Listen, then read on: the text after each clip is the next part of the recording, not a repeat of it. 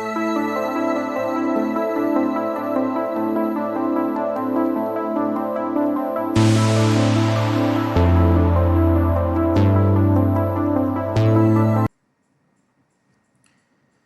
hello everybody, this is Gaurav Sharma and once again I am welcoming you on Literaties अड्डा। हम discussion कर रहे थे bye black words के बारे में। हमने कुछ कैरेक्टर्स देखे और जो मेजर कैरेक्टर्स थे जो ज़्यादा ज़रूरी थी हमें जानने के लिए, उनके कैरेक्टर स्केचेस के बारे में भी हमने थोड़ी थोड़ी बात की। आज हम बात करेंगे इसकी समरी के बारे में, है ना। यद्यपि इसका बहुत अधिक डाटा अवेलेबल है नहीं इंटरनेट पे, but somehow I try to manage very crisp and important information for you, है ना। चलिए आज हम बात करेंगे बाय ब्लैक वर्ड के विषय। सुनिए,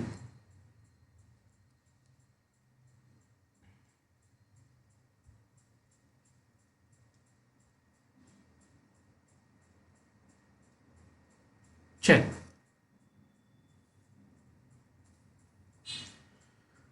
Bye Blackbird is a richly textured exploration of the emotional and cultural landscape, है ना। ये उन लोगों के इमोशंस के बारे में बताता है जो अन्य कंट्रीज में काम के लिए जाते हैं, फिर वहाँ जाके अलोन लोनली फील करते हैं, है ना। उनको उनका कल्चर नहीं मिलता, उनको उनके लोग नहीं मिलते, उनका रहन सहन, उसका उनका खान पान सब कुछ पूरी तरह बदल जाता है ना। तो तब वहाँ कहीं ना कहीं इमोशनली हर्ट होते हैं वो, है ना।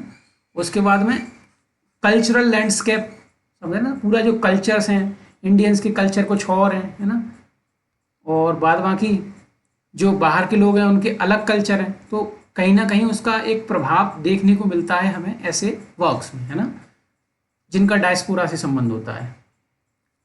सुनिए, Indian immigrants in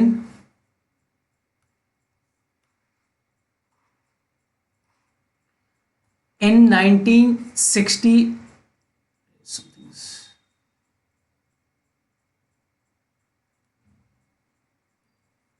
in 1960s London, है ना। 1960 के अराउंड इसकी सेटिंग रखी गई है ना। द नोवेल सेंटर्स ऑन देव, है ना। पहले तो ये देव जो लीड कैरेक्टर्स हैं उनके बारे में बता रहे हैं ना। दूसरे कैरेक्टर हैं आदित्य सेन, है ना। ये दोनों भारतीय पुरुष, है ना, with contrasting but intertwined journeys and सारा एंड आदित्य, ये इंग्लिश वाइफ है इनकी, है ना, आदित्य की सारा। कुल मिला के ये कहानी तो इन दो लड़कों की ही है। एक जो पहले से सेटल हो चुका है इंग्लैंड में, लंदन में, दूसरा वो जो पढ़ाई के पर्पज से जाता है, ठीक है। ये दोनों एक दूसरे से अलग ऐसे हैं कि देव जाते से ही इंग्लैंड को बहुत हार्श पाता है, क्योंकि वहाँ रेशियल डिस्क्रिमिनेशन हो रहा होता है ना। जो लोग होते हैं जो अदर कंट्रीज से आए, जो वाइट नहीं है, उनको वीक समझा जाता है, इलिटरेट समझा जाता है ना। उन्हें साथ में उठने बैठने नहीं दिया जाता, समझ रहे। जैसा कि आपने एक्सपेरिमेंट विद ट्रुथ में पढ़ा होगा, महात्मा गांधी जी जब प्रिटोरिया जा रहे थे ना, तो शायद डरबन के आसपास उनको उतार दिया था ट्रेन से, है ना। कहा गया था कि आप अंग्रेजों के साथ नहीं बैठ सकते, बिल्कुल उसी प्रकार, है ना। तो इन सारी चीज़ों को देव एक्सपीरियंस कर रहा था, ठीक है। वहीं आदित्य सेन की बात करें तो उसे कोई परेशानी नहीं थी। तो ये दोनों एक दूसरे से कॉन्ट्रास्ट कर रहे हैं इसमें, है ना। उसे कोई परेशानी नहीं थी शुरुआत में, बिल्कुल कंफर्टेबल था, उसको रेशियल डिस्क्रिमिनेशन से कोई फर्क ही नहीं पड़ रहा था, वो उसके यूज टू हो चुका था, आदतन हो गया था, उससे फर्क नहीं पड़ रहा था। तो ऐसे ये एक दूसरे को कॉन्ट्रास्ट करते हैं। वो अलग बात है कि बाद में देव भी धीमे धीमे आदित्य की जैसा हो जाता है और आदित्य बदल जाता है। आदित्य उसको और बियर नहीं कर पाता, जिसकी वजह से वो अपनी कंट्री को वापस आ जाता है ना। तो ये कहानी है इनकी, आदित्य की और देव की। सारा वाइफ है आदित्य की। हम कैरेक्टर स्केच में पहले ही देख चुके हैं। अब ये जो नॉवेल है ये 3 पार्ट्स में डिवाइड है ना।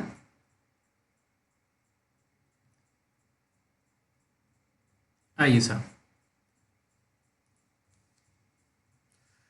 Dev arrives in London filled with hope about Western education, है ना, and promise। वो लंदन में क्यों आया? शिक्षा के उपलक्ष्य से, उसको शिक्षा प्राप्त करनी थी, है ना। तो वो इकोनॉमिक्स के लिए आया था, है ना, स्टडी करनी थी उसे। ही स्टेज विद आदित्य, आदित्य के साथ वो रुकता है क्योंकि आदित्य उसका पुराना मित्र था, है ना। Who initially,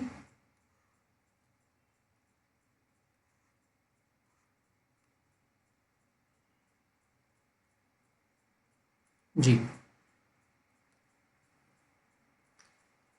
who initially appears to have adapted well।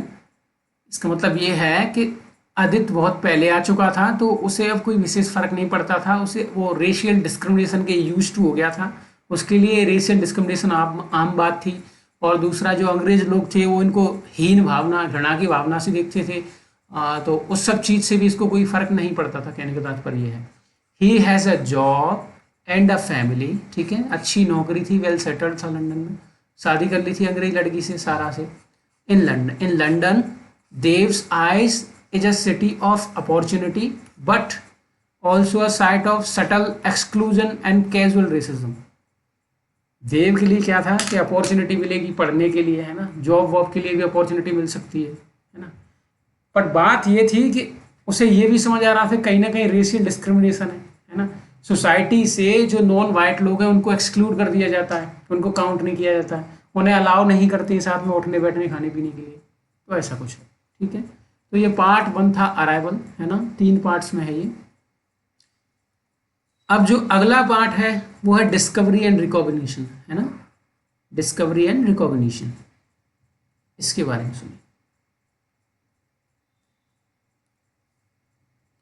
The friends, कौन कौन, देव और आदित्य, नेविगेट डेली लाइफ, है ना, दैनिक जीवन जी रहे होते हैं, जॉब्स होती हैं, पब्स होते हैं, सोशल इवेंट्स होती हैं, है ना, लंदन लाइफ में। Dev is actually aware of discrimination from English society, है ना, उसको दिख रहा होता है कैसे डिस्क्रिमिनेशन किया जाता है। एक्सपीरियंसिंग ह्यूमिलिएशंस एंड आइसोलेशन, सीधी सी बात है, ह्यूमिलिएशन किया जाएगा, तुम तो बूरिश हो, तुम इलिटरेट हो, तुम्हें पहनने का ढंग नहीं, उड़ने का ढंग नहीं, खाने पीने का ढंग नहीं, है ना, तुम्हें टेबल मैनर्स नहीं आते, ऐसा कुछ। तो उसकी वजह से उसने बहुत ह्यूमिलिएशन सहा, आइसोलेशन सहा। Aditya,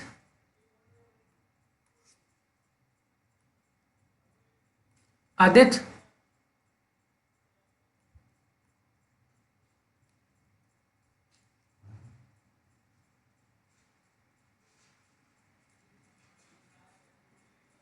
yes, Aditya who once love the city, है ना, जो शुरुआत में आया था तो सिटी को बहुत लव करता था, ग्रोज इंक्रीजिंगली डिसएंचेंटेड, है ना, जो कभी लंदन के लिए पागल था, इतना ज़्यादा उसे लंदन पसंद था, इतने ज़्यादा लोग पसंद थे, वहीं वो कहीं ना कहीं डिटैच्ड होना शुरू हो गया, है ना, इसका डिसएंचेंटमेंट हो गया, है ना, मतलब एंचेंटमेंट कह सकते हैं, मंत्र मुग्ध होना। अब इसका मन टूटने लगा है, छूटने लगा है, इसका मन नहीं कर रहा है ना सिटी में, मतलब अच्छा नहीं लगता कुल मिला के, उससे झेला नहीं जा रहा।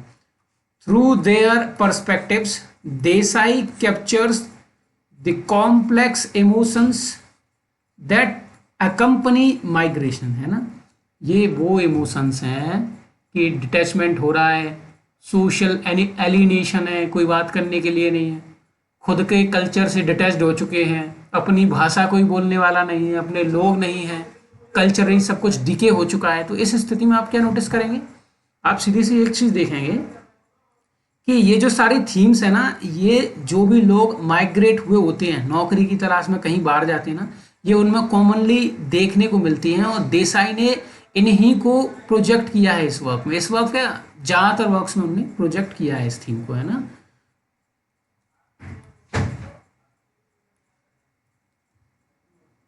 अब इसी में जब आप आगे बात करेंगे,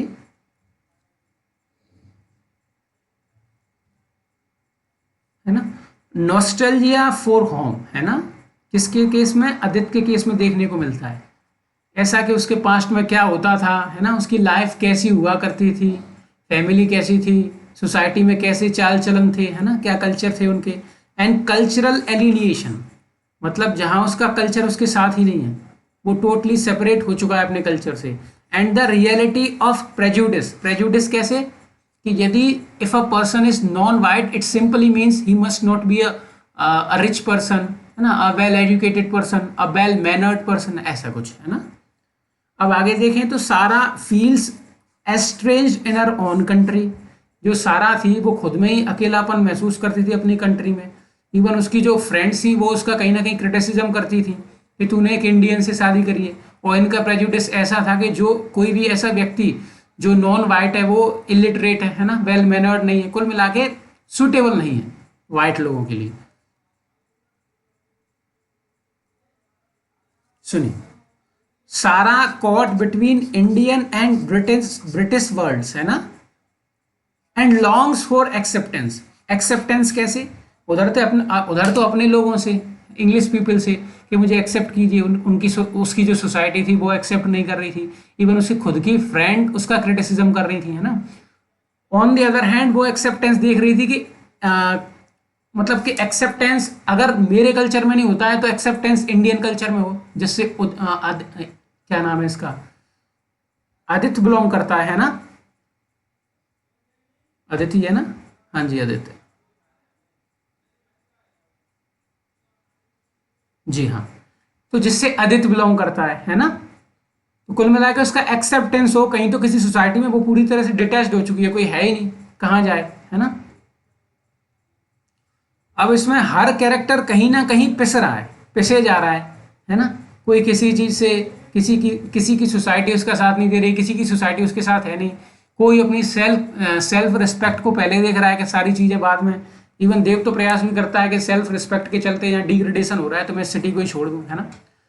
देव despite disappointment chooses not to return to India, लेकिन बाद में अपॉर्चुनिटी को देखते हुए ये एनवायरनमेंट के साथ कंफर्टेबल हो जाता है और ये फिर चूज करता है कि नहीं, मैं इंडिया वापस नहीं जाऊंगा।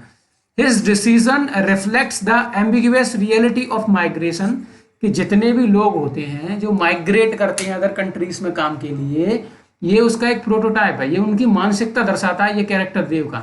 इस शुरू में जब वो जाते हैं तो उनका हार्शली क्रिटिसिज्म होता है, लोग उन्हें एक्सेप्ट नहीं करना चाहते, लोग उन्हें घृणा की नज़र से देखते हैं, है ना।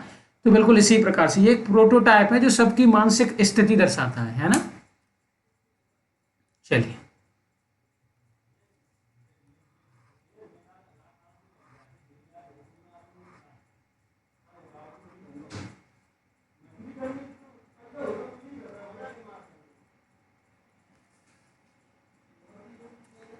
आदित्य सेन एक्सपीरियंसेस अ रिवर्सल, है ना। कैसे? वंस एन एंग्लोफाइल, जो कभी अंग्रेजों से प्रेम करता था, ही बिकम्स अ होमसिक, मतलब अपने घर के लिए मतलब ऐसे तड़पने लगा, है ना, तड़पन होने लगी। एक्सपेट्रिएट, एक्सपेट्रिएट कोई भी ऐसा व्यक्ति जो अपने शहर अपने देश को छोड़ के किसी अन्य जगह चला जाता है ना।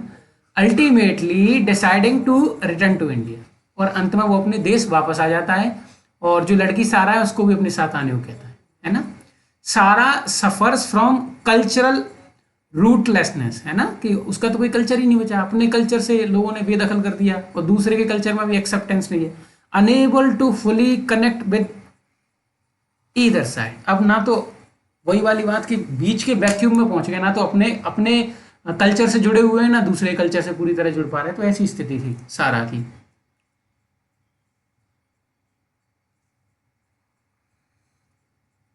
अब बात करते हैं पार्ट 3 की, डिपार्चर की। ठीक है, सुनिए। Aditya finalizes his plans to go home, है ना, believing he will find peace in India. Sara forces her on existential dilemma, है ना। Sara forces her own existential dilemma as her identity seems lost between two cultures, वो तो पूरी तरह से खोई हुई है कि अब करे क्या, ना तो इधर की रही ना उधर की। देव स्टेज बिहाइंड, देव रुक जाता है वहीं, है ना। His journey emblematic of the psychological limbo, limbo मैंने आपको बताया था, एक कह सकते हैं एक ऐसा इमेजिनरी स्पेस जहां इंसान लटक जाता है, दोनों में से किसी साइड का नहीं हो पाता। शेयर्ड बाई मैनी इमिग्रेंट्स, काफ़ी लोगों के साथ ऐसा ही होता है, वो बीच में लटक जाते हैं, पैसे कमाने की चाहत में दोनों में से किसी एक भी कल्चर की नहीं रहती, है ना, और लोगों के साथ कह सकते हैं एडजस्टमेंट कर लेते हैं। और चीज़ों के साथ, चाहे वो कल्चर हो, है ना, लैंग्वेज हो या खाना वाना, सारी चीज़ों के साथ वो एडजस्ट कर लेते हैं। कुल मिला के माइग्रेशन के ऊपर ये बात करता है नॉवेल, है ना, कि कैसे लोग माइग्रेट होके जाते हैं तो क्या उनकी स्थिति होती है। अब इनकी थीम्स, किसी भी वर्क की थीम्स हमें पता होना बहुत ज़रूरी है। सामने वाला क्वेश्चन बना के पूछ सकता है इनमें से कौन सी theme bye bye blackboard में नहीं देखी जाती है ना, तो वो आपको 4 ऑप्शन देगा, उसमें से एक नहीं होगा, ऑब्वियस सी बात है ना, और 3 होंगे या फिर 3 नहीं होंगे, एक होगा। चलिए, थीम है एलिनिएशन एंड आइडेंटिटी। एलिनिएशन कैसे? एलिनिएशन पहले सारा का, कि वो अपनी सोसाइटी में ही खुद को अकेला पा रही है ना। दूसरा एलिनिएशन आपका मान लीजिए देव का, है ना, कैसे कि कोई बात ही नहीं कर रहा है, सब लोग अपने अपने घरों में बंद हैं। जहाँ वो अपने सिटी से आया, अपने होम टाउन से आया, अपने देश से आया, वहाँ सब लोग आपस में बात किया करते थे, है ना, कुछ इस प्रकार से। आइडेंटिटी क्राइसिस ऐसे कि इनको पड़ी ही नहीं है कि इनकी कोई सेल्फ रिस्पेक्ट करे, चुपचाप अपना काम करके आते हैं, अपने घरों में घुस जाते हैं, है ना, इनको कोई महत्व दे नहीं रहा है। सोसाइटल जितनी भी जगह होती हैं सोसाइटी में जहाँ लोग आग जाके इकट्ठा बैठते हैं, वहाँ इनको डायरेक्टली कोई एंट्री नहीं देता है, साथ उठने बैठने नहीं देता है। कुल मिला के इनको सोशल कह सकते हैं कि स्टेटस नहीं दिया गया, तो ये इनकी आइडेंटिटी क्राइसिस है। कोई आइडेंटिटी नहीं है। आइडेंटिटी क्राइसिस इवन सारा का भी है ना, उसकी भी कोई आइडेंटिटी नहीं रही। इंग्लिश लोगों ने रिजेक्ट कर दिया और इंडियन कल्चर पूरी तरह से एक्सेप्ट नहीं कर पाया, तो उसकी भी आइडेंटिटी का क्राइसिस है। तो ये देखिए, characters face the challenge of forging an identity that acknowledges both their roots and their new environment, है ना कहीं वो बीच में पड़ जाती हैं। अब अगली थीम है आपकी इसमें east west encounter.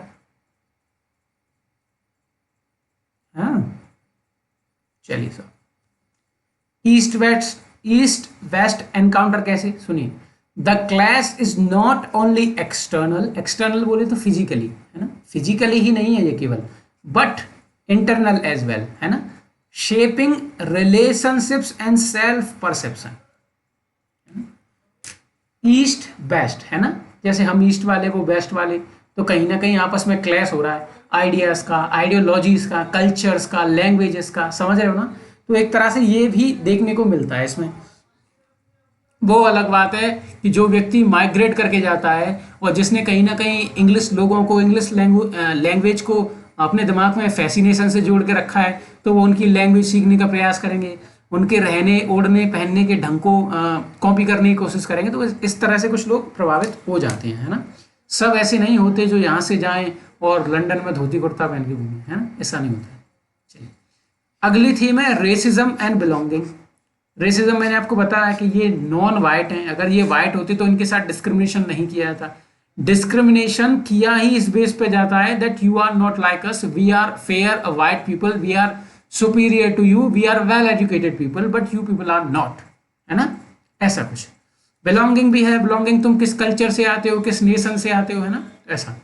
Incidents of racism both overt and subtle, overt मतलब बहुत ज़्यादा पूरी तरह से या फिर बहुत कम, highlight the immigrants continual search for acceptance in a society that regards them as outsiders, है ना, कि उनको कहीं ना कहीं सोसाइटी आउटसाइडर्स काउंट कर रही है, भले ही वो उनका काम कर रहे हैं, है ना, उनके लिए कार्य कर रहे हैं, उनकी चीज़ों को आसान बनाना है, फिर भी उनको फर्क नहीं पड़ता है। ऐसा इवन यूएसए में देखने को मिलता है। वो मैक्सिको वगैरह से जो नॉन वाइट कम्युनिटी के लोग होते हैं उनको बुलाते हैं, उनसे काम कराते हैं और इवन तुरंत फिर उनको वापस डिपोर्ट भी करवा देते हैं, ऐसा, क्योंकि वहाँ कोई भी वाइट पीपल सस्ते में काम नहीं करता है, लेकिन वो लोग सस्ते में काम करते हैं। ऐसी यूएसए की कहानी है। चलिए आगे चलते।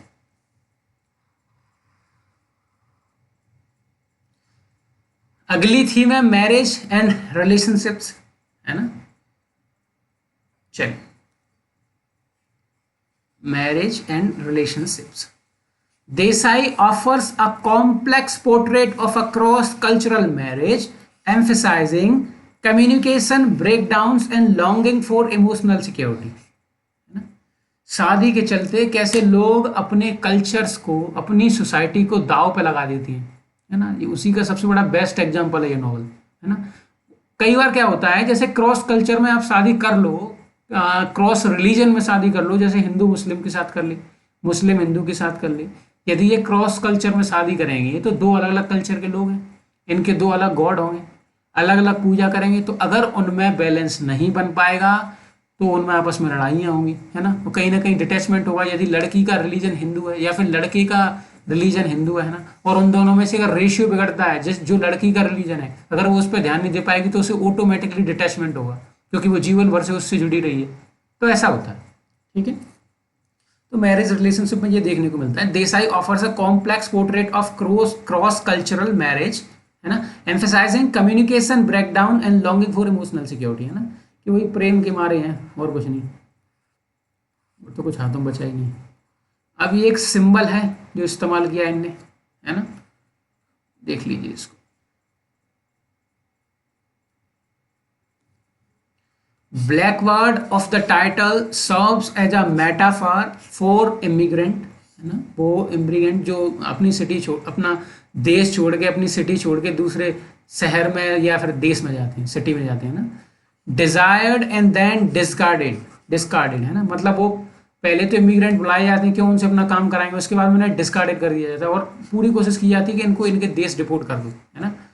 London's urban landscape and its countryside symbolize both confusion and moments of clarity, है ना। आपको थोड़ा सा इस पर ध्यान रखना है। कुछ ऐसा विशेष है नहीं ना, इनसे कुछ पूछेगा वो, मुझे नहीं लगता, बस ये कि आपके कॉन्सेप्ट क्लियर हो जाएंगे चीज़ों को लेके। अब थोड़ा सा कुछ क्रिटिकल इंटरप्रिटेशन है इस पर, उसको देखिए। देसाई's narrative eschews melodrama for psychological authenticity। ये जो नॉवल है ये मेलोड्रामा से बहुत दूर है। मेलोड्रामा मतलब ऐसा कह सकते हैं ड्रामेटिक चीज़, कुछ जैसे किसी की शादी हो रही है तो उसमें रोना गाना हो रहा है, तो आपस में तलवार चल गई तो सब आपस में मर मुरा गए, ऐसा कुछ, इसको मेलोड्रामा बोलती हैं। तो ये मेलोड्रामा से बहुत अलग है, ऊपर ऐसे, है ना। फॉर साइकोलॉजिकल ऑथेंटिसिटी, ये साइकोलॉजिकल जो इंसान की तार्किकता, जो उसके जो सोचने का जो स्तर है इंसान का, है ना, ये उस ऑथेंटिसिटी को प्रेजेंट करती है। Using humour, introspection and lyrical prose, है ना। द एंडिंग इज रिफ्लेक्टिव, है ना, एंडिंग क्या है, रिफ्लेक्टिव है।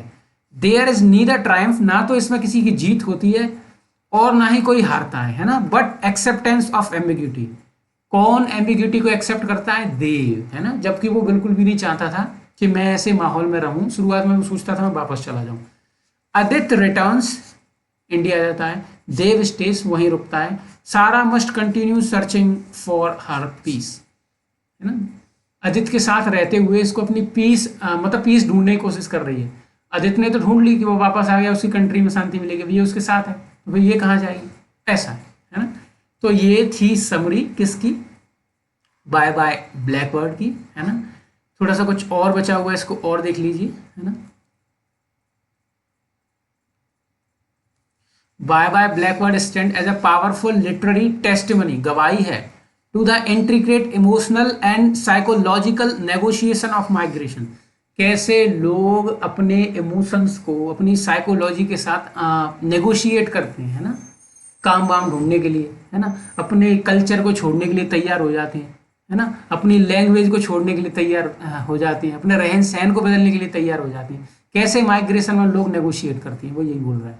Offering neither easy answers nor false hope, है ना तो ये इजी आंसर ऑफर करती है और ना ही झूठी आशा, but rather a deep empathy for those straddling words and identities, है ना। तो ये कहीं ना कहीं इन दोनों के बीच में, इन दोनों को ये प्रोजेक्ट करती है ना, ये उन लोगों के प्रति एम्पैथी दिखाती है। एम्पैथी बोले तो सिंपैथी होती है किसी इंसान के प्रति सहानुभूति दिखाना, तो ये एक नेगेटिव टर्म है। एम्पैथी का मतलब होता है किसी की जगह पर खुद को रखना, है ना।